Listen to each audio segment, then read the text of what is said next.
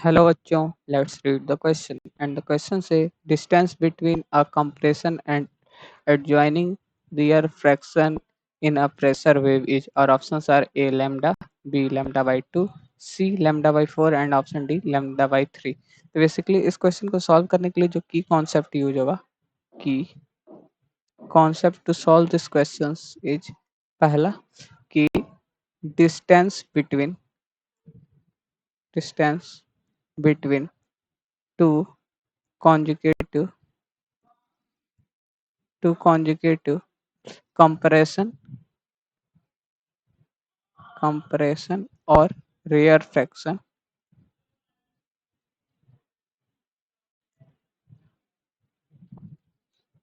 is equal to the wavelength lambda। ठीक, मतलब कि अगर हम लोग देखें तो ये हम लोग का है कुछ, ये कंप्रेशन है। ठीक, उसके बाद ये रेयरफेक्शन है, फिर कंप्रेशन आ गया, फिर रेयरफेक्शन आया।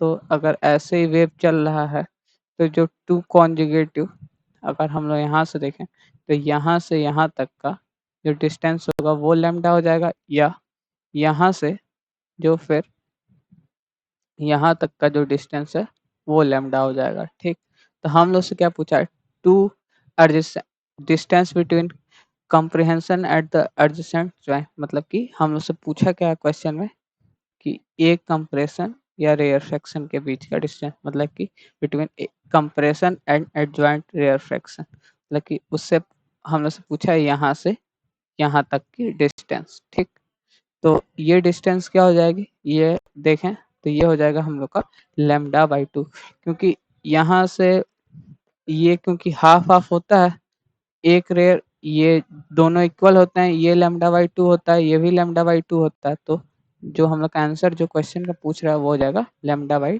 2। तो अगर हम लोग ऑप्शन मैच करें तो ऑप्शन ए मैच नहीं कर रहा, बी मैच कर रहा, ऑप्शन डी भी मैच नहीं कर रहा, ऑप्शन सी भी मैच।